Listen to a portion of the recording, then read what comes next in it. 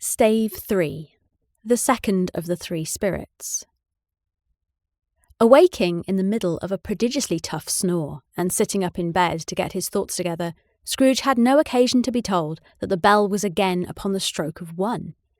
He felt that he was restored to consciousness in the right nick of time, for the especial purpose of holding conference with the second messenger dispatched to him through Jacob Marley's intervention. But finding that he turned uncomfortably cold when he began to wonder which of his curtains this new spectre would draw back, he put them every one aside with his own hands, and lying down again, established a sharp lookout all around the bed. For he wished to challenge the spirit on the moment of its appearance, and did not wish to be taken by surprise and made nervous. Gentlemen of the free and easy sort, who plume themselves on being acquainted with a move or two, and being usually equal to the time of day, express the wide range of their capacity for adventure by observing that they are good for anything from pitch and toss to manslaughter, between which opposite extremes, no doubt, there lies a tolerably wide and comprehensive range of subjects.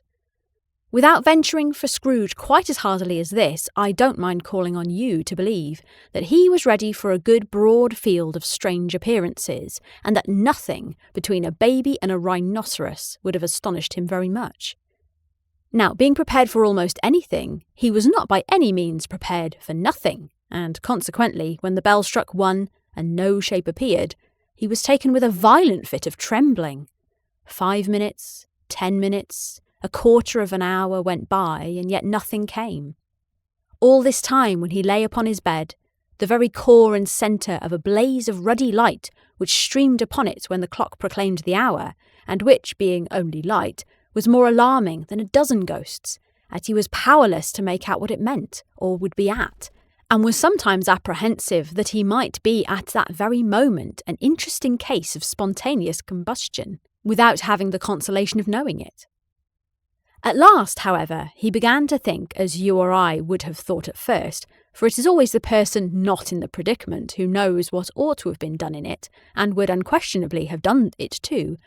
At last, I say, he began to think that the source and secret of this ghostly light might be in the adjoining room, from whence on further tracing it, it seemed to shine. This idea taking full possession of his mind, he got up softly and shuffled in his slippers to the door. The moment Scrooge's hand was on the lock, a strange voice called him by his name, and bade him enter. He obeyed. It was his own room, there was no doubt about that, but it had undergone a surprising transformation.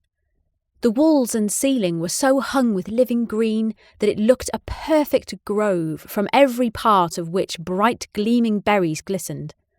The crisp leaves of holly, mistletoe and ivy reflected back the light, as if so many little mirrors had been scattered there, and such a mighty blaze went roaring up the chimney as that dull petrification of a hearth had never known in Scrooge's time, or Marley's, or for many and many a winter season gone.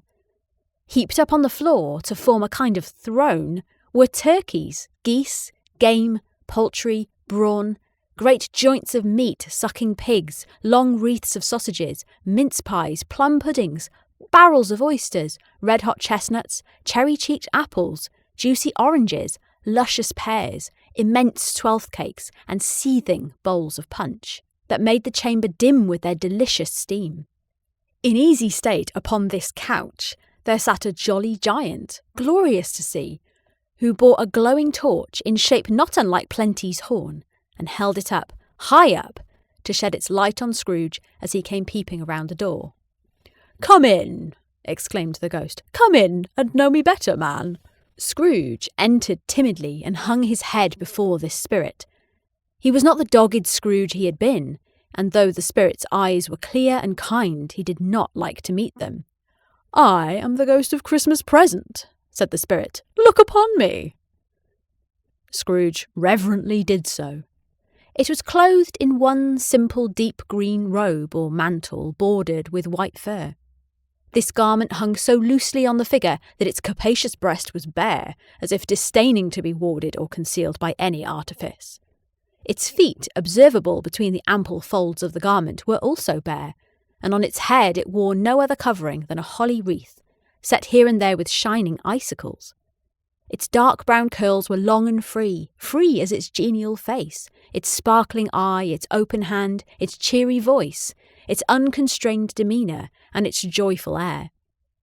Girded round its middle was an antique scabbard, but no sword was in it, and the ancient sheath was eaten up with rust. "You have never seen the like of me before?" exclaimed the spirit. "Never," Scrooge made to answer it. "Have never walked forth with the younger members of my family, meaning, for I am very young, my elder brothers born in these later years?" pursued the phantom. "I don't think I have," said Scrooge. "I'm afraid I have not. Have you many brothers, spirit?" "More than 1,800, said the ghost. "A tremendous family to provide for," muttered Scrooge. The ghost of Christmas Present rose. "Spirit," said Scrooge submissively, "conduct me where you will. I went forth last night on compulsion, and I learned a lesson which is working now. Tonight, if you have aught to teach me, let me profit by it." "Touch my robe." Scrooge did as he was told, and held it fast. Holly, mistletoe, red berries, ivy, turkeys, geese, game, poultry, brawn, meat, pigs, sausages, oysters, pies, puddings, fruit, and punch all vanished instantly. So did the room, the fire, the ruddy glow, the hour of night, and they stood in the city streets on Christmas morning, where, for the weather was severe, the people made a rough but brisk and not unpleasant kind of music, in scraping the snow from the pavement in front of their dwellings and from the tops of their houses, whence it was mad delight to the boys to see it come plumping down into the road and splitting into artificial little snowstorms. The house fronts looked black enough and the windows blacker, contrasting with the smooth white sheet of snow upon the roofs and with dirtier snow upon the ground, which last deposit had been ploughed up in deep furrows by heavy wheels of carts and wagons. Furrows that crossed and recrossed each other hundreds of times where the great streets branched off and made intricate channels, hard to trace in the thick yellow mud and ice water. The sky was gloomy, and the shortest streets were choked up with a dingy mist, half thawed, half frozen, whose heavier particles descended in a shower of sooty atoms, as if all the chimneys in Great Britain had, by one consent, caught fire and were blazing away to their dear heart's content. There was nothing very cheerful in the climate or the town, and yet there was an air of cheerfulness abroad that the clearest summer air and brightest summer sun might have endeavoured to diffuse in vain. For the people who were shovelling away on the housetops were jovial and full of glee, calling out to one another from the parapets, and now and then engaging a facetious snowball, better-natured missile far than many a wordy jest, laughing heartily if it went right, and not less heartily if it went wrong. The poulterers' shops were still half open, and the fruiterers were radiant in their glory. There were great, round, pot-bellied baskets of chestnuts, shaped like waistcoats of jolly old gentlemen, lolling at the doors and tumbling out into the streets in their apoplectic opulence. There were ruddy, brown-faced, broad-girthed Spanish onions, shining in the fatness of their growth like Spanish friars. There were pears and apples clustered high in blooming pyramids. There were bunches of grapes, made in the shopkeeper's benevolence to dangle from conspicuous hooks that people's mouths might water gratis as they passed. There were piles of filberts, mossy and brown, recalling in their fragrance ancient walks among the woods and pleasant shufflings ankle-deep through withered leaves. There were Norfolk biffins, squat and swarthy, setting off the yellow of the oranges and lemons, and, in the great compactness of their juicy persons, urgently entreating and beseeching to be carried home in paper bags and eaten after dinner. The very gold and silver fish, set forth amongst these choice fruits in a bowl, though members of a dull and stagnant-blooded race, appeared to know that there was something going on, and to a fish went gasping round and round their little world in slow and passionless excitement. The grocers, oh, the grocers! Nearly closed, with perhaps 2 shutters down or 1, but through those gaps such glimpses. It was not alone that the scales descending on the counter made a merry sound, or that the twine and roller parted company so briskly, or that the canisters were rattled up and down like juggling tricks, or even that the blended scents of tea and coffee were so grateful to the nose, or even that the raisins were so plentiful and rare, the almonds so extremely white, the sticks of cinnamon so long and straight, and the other spices so delicious, the candied fruit so caked and spotted with molten sugar as to make the coldest lookers-on feel faint and subsequently bilious. Nor was it that the figs were moist and pulpy, or that the French plums blushed in modest tartness from their highly decorated boxes, or that everything was good to eat and in its Christmas dress, but the customers were all so hurried and so eager in the hopeful promise of the day that they tumbled up against each other at the door, crashing their wicker baskets wildly, and left their purchases upon the counter, and came running back to fetch them, and committed hundreds of the like mistakes in the best humour possible. While the grocer and his people were so frank and fresh that the polished hearts with which they fastened their aprons behind might have been their own, worn outside for general inspection and for Christmas doors to peck at if they chose. But soon the steeples called good people all to church and chapel, and away they came, flocking through the streets in their best clothes and with their gayest faces. At the same time there emerged from scores of by-streets, lanes and nameless turnings innumerable people carrying their dinners to the bakers' shops. The sight of these poor revellers appeared to interest the spirit very much, for he stood with Scrooge beside him in a baker's doorway, and taking off the covers as their bearers passed, sprinkled incense on their dinners from his torch. And it was a very uncommon kind of torch, for once or twice, when there were angry words between some dinner carriers who had jostled each other, he shed a few drops of water on them from it, and their good humour was restored directly. For they said it was a shame to quarrel upon Christmas Day, and so it was. God love it, so it was. In time the bells ceased, and the bakers were shut up, and yet there was a genial shadowing forth of all these dinners, and the progress of their cooking in the thawed blotch of wet above each baker's oven, where the pavement smoked as if its stones were cooking too. "Is there a particular flavour in what you sprinkle from your torch?" asked Scrooge. "There is.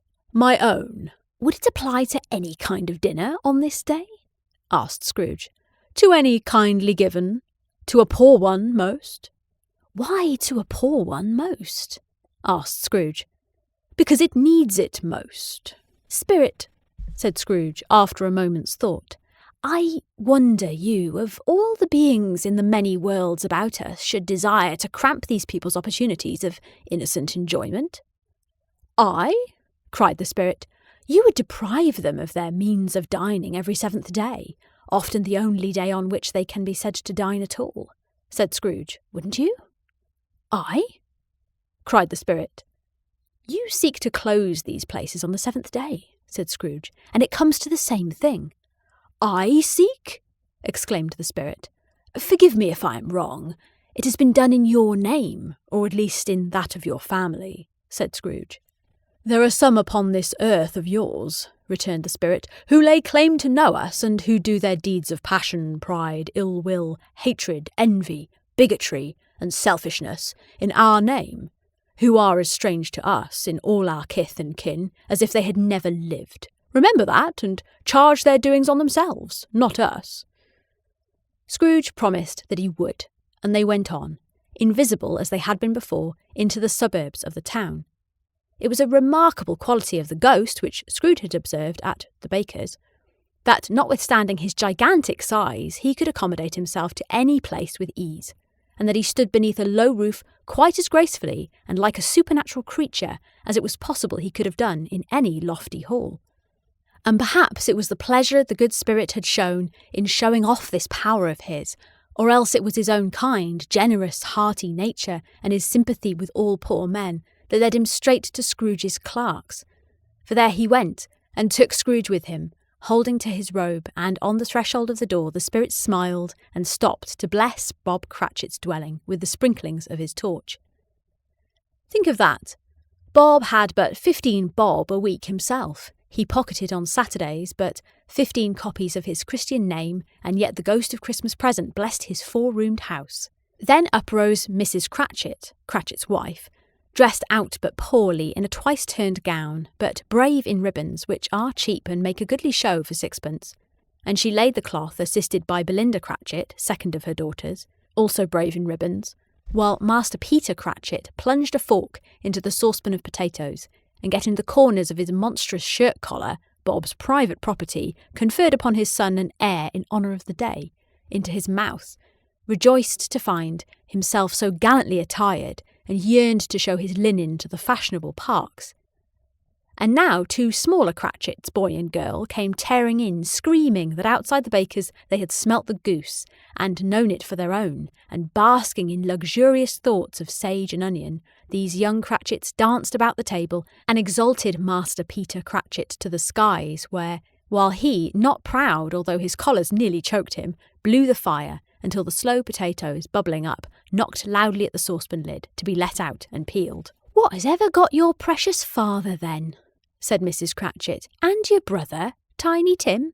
And Martha warn't as late last Christmas Day by half an hour." "Here's Martha, mother," said a girl, appearing as she spoke. "Here's Martha, mother," cried the 2 young Cratchits. "Hurrah, there's such a goose, Martha." "Why, bless your heart alive, my dear, how late you are," said Mrs. Cratchit, kissing her a dozen times and taking off her shawl and bonnet for her with officious zeal. "We'd a deal of work to finish up last night," replied the girl, "and had to clear away this morning, mother." "Well, never mind so long as you are come," said Mrs. Cratchit. "Sit ye down before the fire, my dear, and have a warm, Lord bless you." "No, no, there's father coming," cried the 2 young Cratchits, who were everywhere at once. "Hide, Martha, hide!"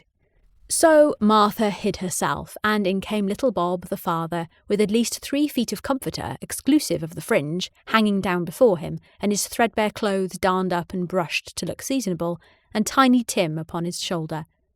Alas for Tiny Tim, he bore a little crutch, and had his limbs supported by an iron frame. "Why, where's our Martha?" cried Bob Cratchit, looking around. "Not coming," said Mrs. Cratchit. "Not coming?" said Bob, with a sudden declension in his high spirits, for he had been Tim's blood horse all the way from church, and had come home rampant. "Not coming upon Christmas Day?" Martha didn't like to see him disappointed, if it were only in joke, so she came out prematurely from behind the closet door and ran into his arms, while the 2 young Cratchits hustled Tiny Tim and bore him off into the wash-house, that he might hear the pudding singing in the copper. "And how did little Tim behave?" asked Mrs. Cratchit, when she'd rallied Bob on his credulity, and Bob had hugged his daughter to his heart's content. "As good as gold," said Bob, "and better. Somehow he gets thoughtful sitting by himself so much, and thinks the strangest things you ever heard. He told me, coming home, that he hoped the people saw him in the church, because he was a cripple, and he might be pleasant for them to remember upon Christmas Day, who made lame beggars walk, and blind men see." Bob's voice was tremulous when he told them this, and he trembled more when he said that Tiny Tim was growing strong and hearty. His active little crutch was heard upon the floor, and back came Tiny Tim, before another word was spoken, escorted by his brother and sister to his stool beside the fire. And while Bob, turning up his cuffs as if, poor fellow, they were capable of being made more shabby, compounded some hot mixture in a jug with gin and lemons, and stirred it round and put it on the hob to simmer, Master Peter and the 2 ubiquitous young Cratchits went to fetch the goose, with which they soon returned in high procession. Such a bustle ensued that you might have thought a goose the rarest of all birds, a feathered phenomenon to which a black swan was a matter of course, and in truth it was something very like it in that house. Mrs. Cratchit made the gravy ready beforehand in a little saucepan, hissing hot. Master Peter mashed the potatoes with incredible vigour. Miss Belinda sweetened up the apple sauce. Martha dusted the hot plates. Bob took Tiny Tim beside him in a tiny corner at the table. The 2 young Cratchits set chairs for everybody, not forgetting themselves, and mounting guard upon their posts, crammed spoons into their mouths, lest they should shriek for goose before their turn came to be helped. At last the dishes were set on, and grace was said. It was succeeded by a breathless pause, as Mrs. Cratchit, looking slowly all along the carving knife, prepared to plunge it in the breast. But when she did, and when the long-expected gush of stuffing issued forth, one murmur of delight arose all around the board, and even Tiny Tim, excited by the 2 young Cratchits, beat on the table with the handle of his knife and feebly cried, "Hurrah!" There was never such a goose. Bob said he didn't believe there ever was such a goose cooked. Its tenderness and flavour, size and cheapness were the themes of universal admiration. Eked out by apple sauce and mashed potatoes, it was a sufficient dinner for the whole family. Indeed, as Mrs. Cratchit said, with great delight, surveying one small atom of a bone upon the dish, they hadn't ate it all at last. Yet every one had had enough, and the youngest Cratchits in particular was steeped in sage and onion to the eyebrows. But now, the plates being changed by Miss Belinda, Mrs. Cratchit left the room alone, too nervous to bear witness, to take the pudding up and bring it in. Suppose it should not be done enough? Suppose it should break in turning out? Suppose somebody should have got over the wall in the backyard and stolen it while they were all merry with the goose, a supposition at which the two young Cratchits became livid. All sorts of horrors were supposed. Hullo, a great deal of steam. The pudding was out of the copper. A smell like a washing day. That was the cloth. A smell like an eating house and a pastry cook's next door to each other, with a laundress's next door to that. That was the pudding. In half a minute Mrs. Cratchit entered, flushed but smiling proudly, with the pudding like a speckled cannonball, so hard and firm, blazing in half of a half-quartern of ignited brandy and bedecked with Christmas holly stuck into the top. Oh, a wonderful pudding! Bob Cratchit said, and calmly too, that he regarded it as the greatest success achieved by Mrs. Cratchit since their marriage. Mrs. Cratchit said that, now the weight was off her mind, she would confess that she'd had her doubts about the quantity of flour. Everybody had something to say about it, but nobody said or thought that it was at all a small pudding for a large family. It would have been flat heresy to do so. Any Cratchit would have blushed to hint at such a thing. At last the dinner was all done, the cloth was cleared, the hearth swept, and the fire made up. The compound in the jug being tasted and considered perfect, apples and oranges were put upon the table and a shovelful of chestnuts on the fire. Then all the Cratchit family drew around the hearth in what Bob Cratchit called a circle, meaning half a one, and at Bob Cratchit's elbow stood the family display of glass, 2 tumblers and a custard cup without a handle.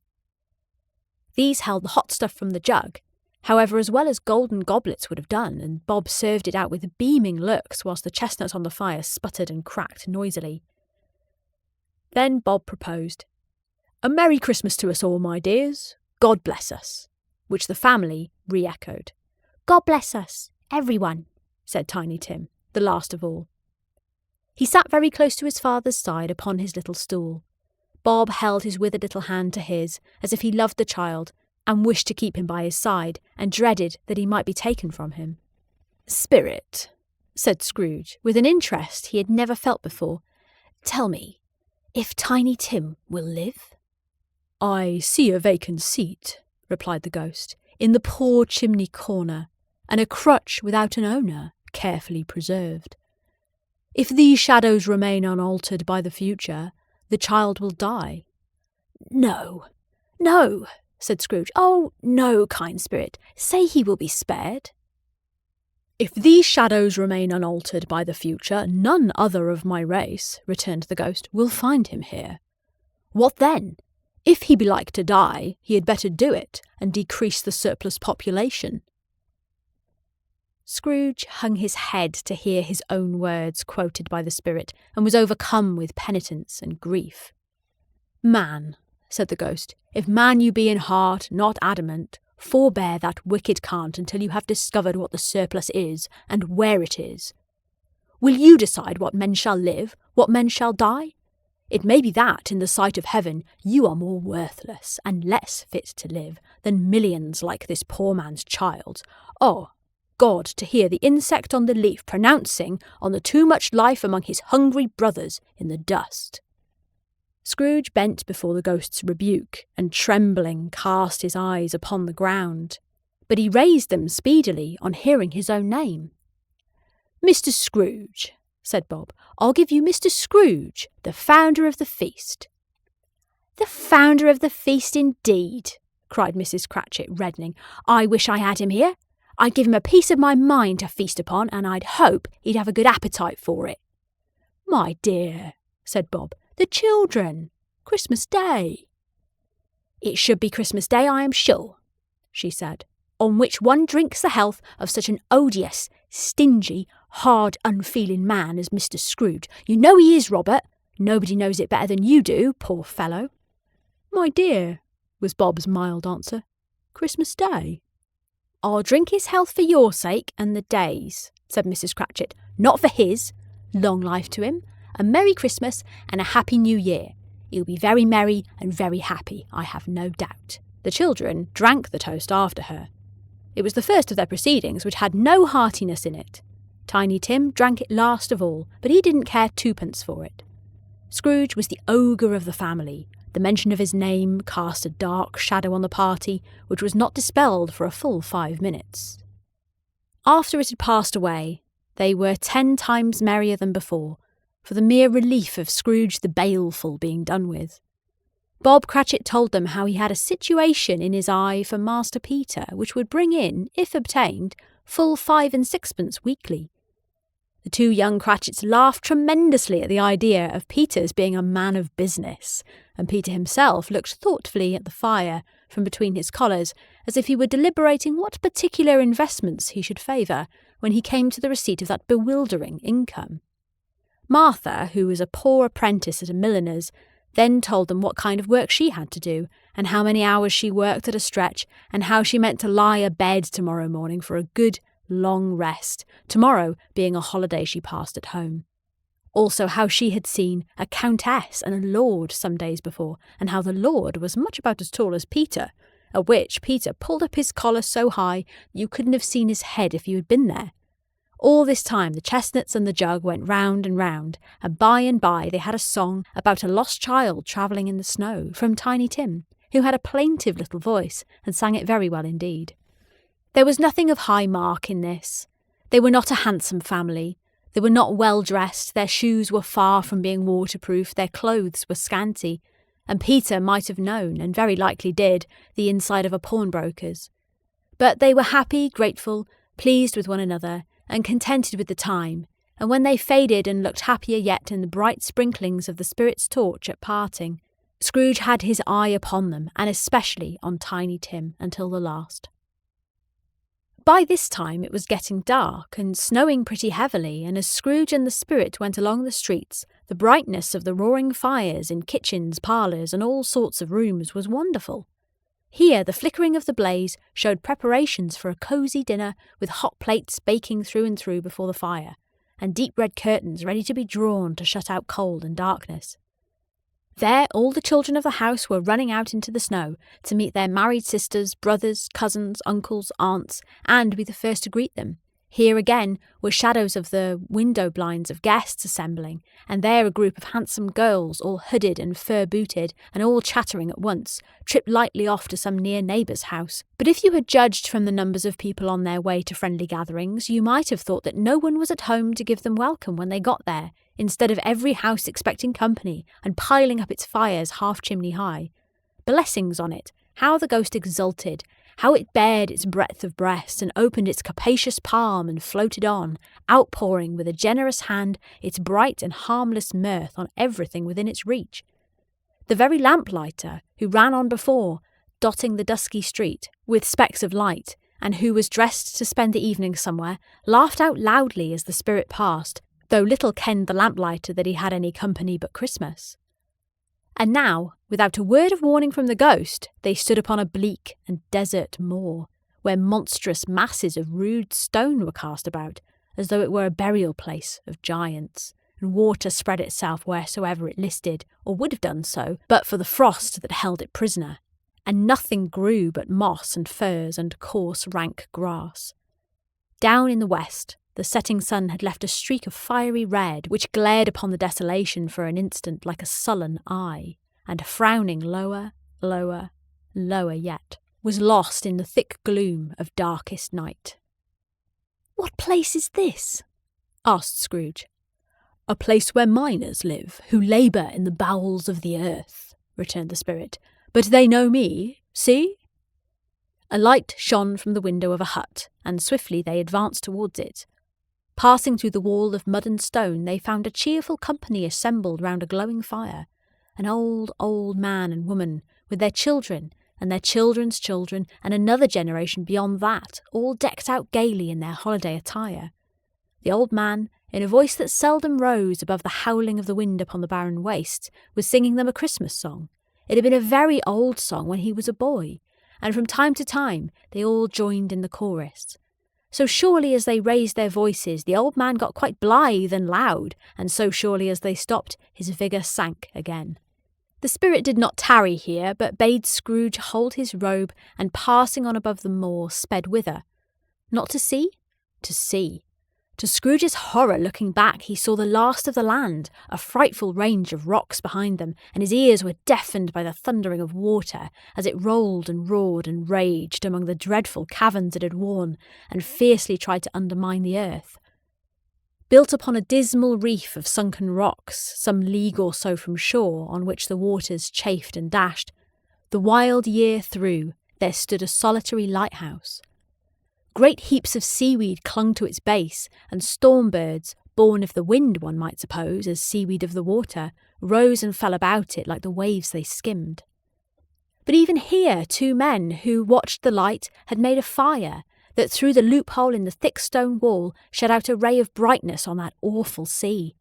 Joining their horny hands over the rough table at which they sat, they wished each other Merry Christmas in their can of grog, and one of them, the elder too, with his face all damaged and scarred with hard weather, as the figurehead of an old ship might be, struck up a sturdy song that was like a gale itself.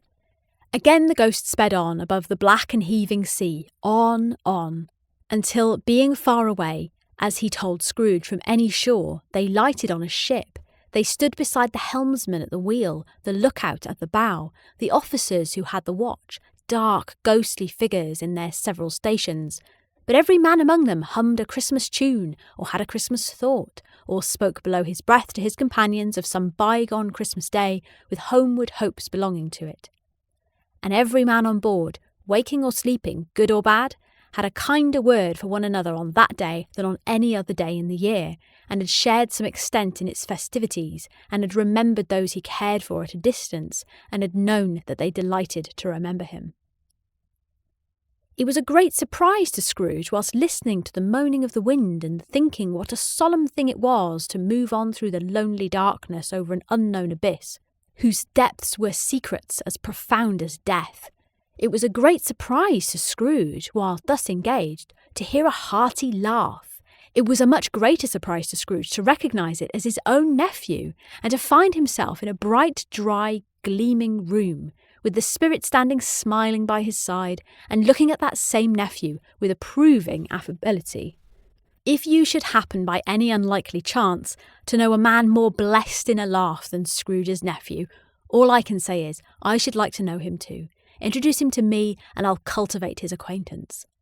It is a fair, even-handed, noble adjustment of things, that while there is infection in disease and sorrow, there is nothing in the world so irresistibly contagious as laughing and good humour.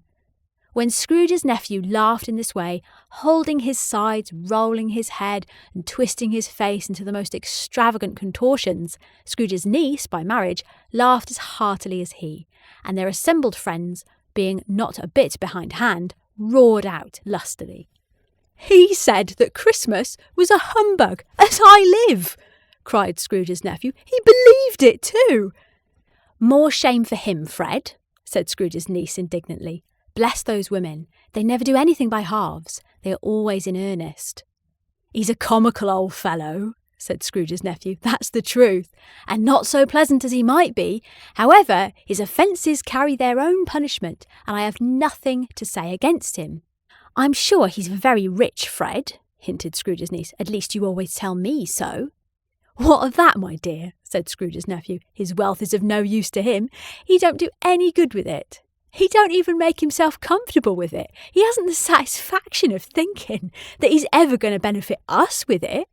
"I have no patience with him," observed Scrooge's niece. Scrooge's niece's sisters and all the other ladies expressed the same opinion. "Oh, I have," said Scrooge's nephew. "I'm sorry for him. I couldn't be angry with him if I tried. Who suffers by his ill whims? Himself, always. Here he takes it into his head to dislike us, and he won't come and dine with us. What's the consequence? He don't lose much of a dinner."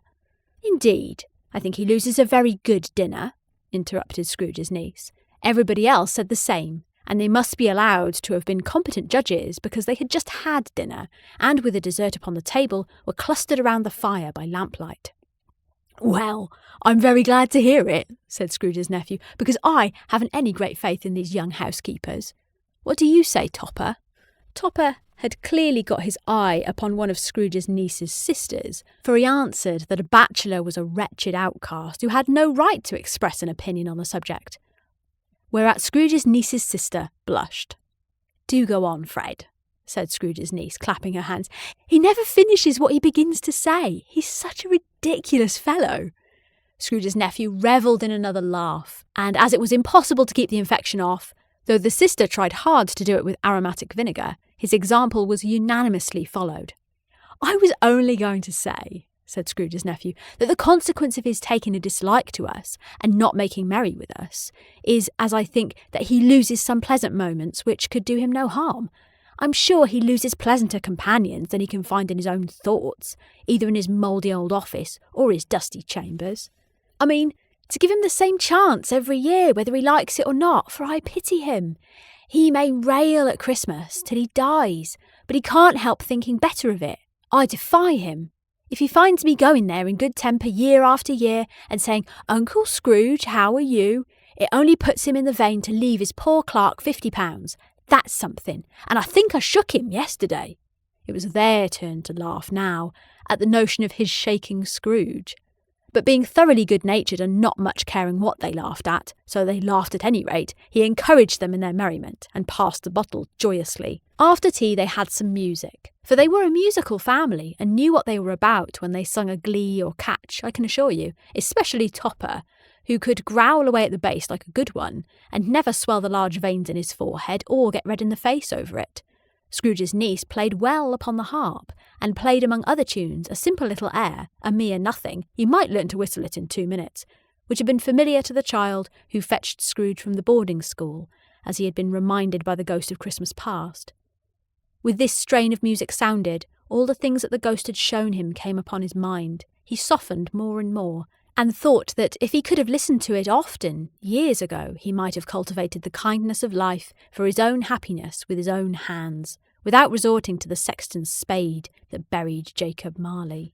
But they didn't devote the whole evening to music. After a while they played at forfeits, for it's good to be childish sometimes, and never better than at Christmas, where its mighty founder was a child himself. There was first a game at blind man's buff, of course there was, and I no more believe Topper was really blind than I believe he had eyes in his boots. My opinion is that it was a done thing between him and Scrooge's nephew, and that the ghost of Christmas Present knew it. The way he went after the sister was an outrage to the credulity of human nature, knocking down the fire irons, tumbling over chairs, bumping up against the piano, smothering himself among the curtains. Wherever she went, there went he. He always knew where the sister was.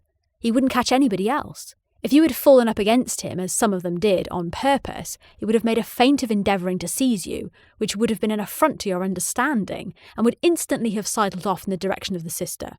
She often cried out that it wasn't fair, and it really was not. But when at last he caught her, when in spite of all of her silken rustlings, he got her into a corner whence there was no escape, then his conduct was the most execrable. For his pretending not to know her, and further assure himself of her identity by pressing a certain ring upon her finger and a certain chain about her neck, was vile, monstrous. No doubt she told him her opinion of it when, another blind man being in office, they were so very confidential together behind the curtains.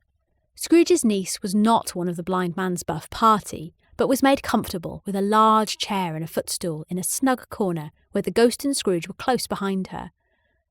But she joined in the forfeits and loved her love to admiration with all the letters of the alphabet.